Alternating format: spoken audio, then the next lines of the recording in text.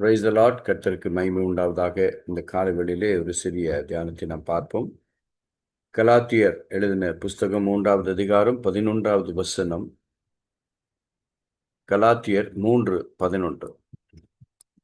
நியாயப்பிரமாணத்தினாலே ஒருவனும் தேவனிடத்தில் நீதிமான்கள் ஆகிறதில்லை என்பது வெளியரங்கமாயிருக்கிறது.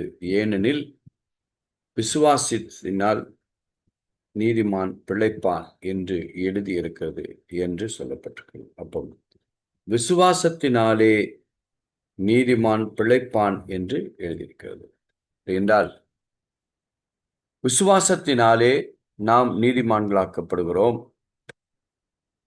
நீதிமான்களாக்கப்படுகிறோம் என்றால் அதற்குரிய தன்மைகள், அதற்குரிய காரியங்கள் நம்மிடத்தில் கிரியைகள் காணப்படுவது என்ன காணப்படுவது என்றால், பாவத்தை குறித்து உணர்வுள்ளவர்களாய் நம்முடைய பலவீனத்தை உணர்ந்து தேவனுடைய வார்த்தை சுவிசேஷத்தை அறிந்து இருக்கிறவர்கள் நீதிமான்களாக்கப்படுகிறார்கள்.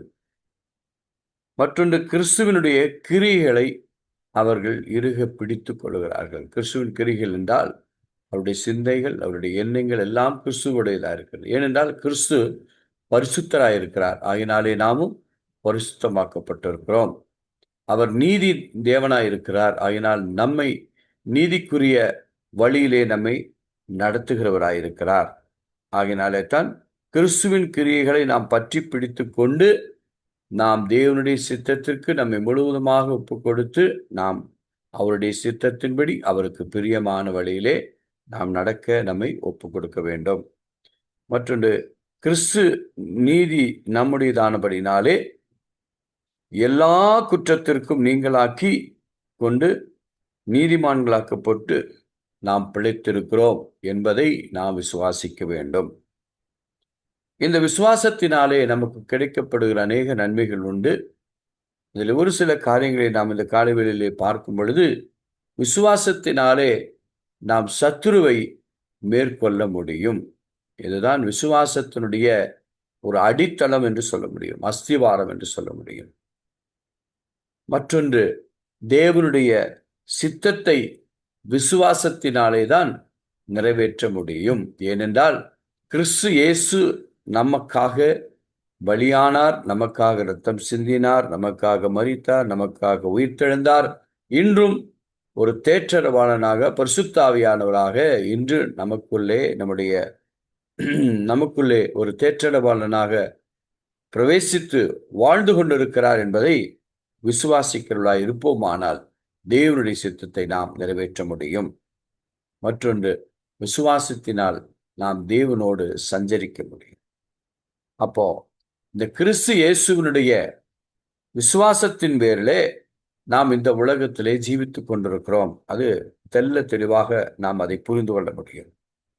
வேதத்தின் வார்த்தைகளை நாம் இறுக பிடித்து கொண்டு தேவனுடைய கட்டளைகளுக்கு, பிரமாணங்களுக்கு, வார்த்தைகளுக்கு நாம் கீழ்ப்படியும் பொழுது அவருடைய கிரியைகளை மட்டும் நாம் சார்ந்து கொண்டு சத்தியத்தின் பேரிலே நாம் நம்பிக்கை வைத்து நமக்கு வேண்டியதெல்லாம் நாம் பெற்றுக்கொள்கிறோம். எப்படி பெற்றுக்கொள்கிறோம் என்றால் விசுவாசிக்கிறோம். விசுவாசித்தால் தேவனுடைய மகிமையை காண்பாய் என்று வேதம் சொல்லுகிறது. ரோமர் 4:3 இதை பற்றி சொல்லும் பொழுது, ஆபிரகாம் தேவனை விசுவாசித்தான், அது அவனுக்கு நீதியாக எண்ணப்பட்டது என்று சொல்லுகிறது. அப்போ விசுவாசம் என்பது தேவனுடைய நீதியாய், தேவன் அவருடைய நீதியை நம்மில் நிறைவேற்றுகிறவராய் இருக்கிறார். அதனால்தான் தேவனுடைய வார்த்தையை நாம் விசுவாசிக்கிறவர்களாய், விசுவாசத்தின் பாதையிலே, விசுவாச ஜீவியத்திலே நம்மை முழுவதுமாக ஒப்பு கொடுக்க வேண்டும். விசுவாசம்தான் நமக்கு ஒரு அடித்தளம். இந்த விசுவாசம் இல்லை என்றால்தான், அதனால்தான் ஒரு சில காரியங்களை குறித்து நாம் தேவனுடைய வார்த்தைகளை குறித்து, வாக்குத்தத்தங்களை குறித்து நாம் விசுவாசம் உள்ளவர்களாய் பொறுமையோடு காத்திருக்கும் பொழுது அது எந்த சூழ்நிலையிலும் அதை நிறைவேற்ற அவர் வல்லவராய் இருக்கிறார் என்பதை நாம் விசுவாசிக்க வேண்டும்.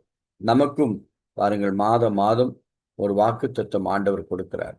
இந்த வாக்குத்தத்தம் நமக்குள் நிறைவேற வேண்டும் என்றால், நம்முடைய வாழ்க்கையிலே நிறைவேற வேண்டும் என்றால், நம்முடைய ஜீவியத்திலே நிறைவேற வேண்டும் என்றால், நம்முடைய ஊழியத்திலே நிறைவேற வேண்டும் என்றால், நம்முடைய குடும்பத்திலே நிறைவேற வேண்டும் என்றால், நாம் பொறுமையோடு காத்திருக்க வேண்டும்.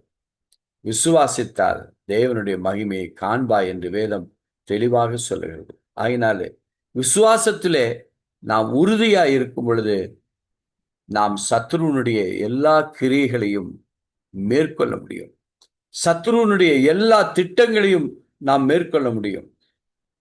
ஆகையினால்தான் விசுவாசம் என்பது ஒரு கிறிஸ்துவை சொந்த இரட்சகராக ஏற்றுக்கொண்ட நமக்கு ஒரு அடித்தளமாய் இருக்கிறது. இந்த விசுவாசம்தான் தேவனுடைய வார்த்தையை கீழ்ப்படிந்து நம்மை அவருடைய ஜீவிய பாதையிலே நம்மை நடத்தி செல்கிறதா இருக்கிறது. என் அன்பு தேவனுடைய பிள்ளைகளே, நாம் இந்த கால வேளையில வாசித்தது போல கலாத்தியர் 3:11 கடைசி பகுதியிலே சொல்லப்பட்டிருக்கிறது, விசுவாசத்தினால் நாம் நீதிமான்களாகிறோம் என்று சொல்லப்பட்டிருக்கிறது. விசுவாசத்தினால் நீதிமான் பிழைப்பான் என்று சொல்லப்பட்டிருக்கிறது. இப்படி நாம் இந்த விசுவாசத்தினுடைய அடிப்படை கருத்துக்களை, அடிப்படை சத்தியங்களை நாம் புரிந்து கொள்வதன் மூலமாக கிறிஸ்துவனுடைய ஆண்டவராக இயேசு கிறிஸ்துவனுடைய கரங்களில் இருந்து அந்த நன்மைகளை நாம் பெற்றுக்கொள்ள முடியும். ஆகினாலே நாம் விசுவாசிப்போம், விசுவாசிப்போம், தேவனுடைய நன்மையை காண்போம். தேவன் நமக்கு எல்லா நன்மைகளையும் நிறைவேற்ற அவர் வல்லவராயிருக்கிறார். நிச்சயமாய் நிறைவேற்றுவார். அதனாலே நமக்கென்று கொடுக்கப்பட்ட வாக்குத்தத்தங்கள் நமக்குத்தான் அது சொந்தம். அந்த வாக்குத்தத்தத்தை நாம் சுதந்திரித்துக் கொண்டு விசுவாசத்தினால் அவருடைய கிரியை வெளிப்படுத்தியுள்ளாய், நன்மைகளை பெற்றுக்கொள்ளுள்ளாய் நாம் காணப்படுவோம். கர்த்தர் இந்த நாளை ஆசீர்வதித்து தருவார்.